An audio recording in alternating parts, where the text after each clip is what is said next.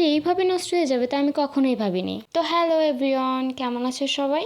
আশা করছি সবাই ভালোই আছো। কিছুদিন আগে তো নাকচাপা গাছটা নষ্ট হয়ে গেছিল, কিন্তু উপরের কিছু অংশ ভালো ছিল বলে আমি কিন্তু এই লাল বালুতে বসিয়ে রেখেছিলাম, আর সেটাই হয়তো আমার কাল হয়ে দাঁড়িয়েছে। ঠিক যতটুকু অংশ বালির নিচে ছিল ততটুকু অংশ ধরেই পচে গিয়েছে। গাছটা এত যত্ন করে লাগিয়েও হয়তো আর বাঁচাতে পারলাম না। এই দেখে তো মনটা পুরোপুরি খারাপ হয়ে গেল। কিন্তু হাতে নিতেই হঠাৎ করে পচা অংশের উপরে একটু ভালো করে দেখেই মনে হলো আরে না না, এখনো তো বাঁচানোর সম্ভাবনা আছে। একবার কেটে দেখলাম। কেটে দেখার পরে তো আমি মহাই খুশি। আর এই গাছটা এখনো ভালো আছে, উপরের অংশটুকু। তাই কেটে নেওয়ার পরে কষটা একটা কিছু দিয়ে মুছে নিয়ে তার উপরে একটু অ্যালোভেরা জেল দিয়ে তারপরে আমার তৈরি করা মাটিতেই আমি বসিয়ে দিলাম। দেখি এবার বালুতে যেহেতু হয়নি, আশা করছি এবার মাটিতেই হবে।